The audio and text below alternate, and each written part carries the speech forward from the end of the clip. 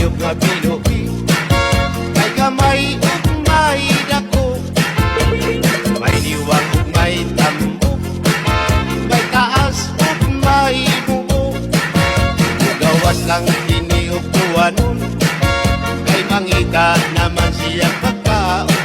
Ang iyang pagkaon balhigoon, gamay ug dako way pilion. Ang akong hayop nga binuhi, gamay siya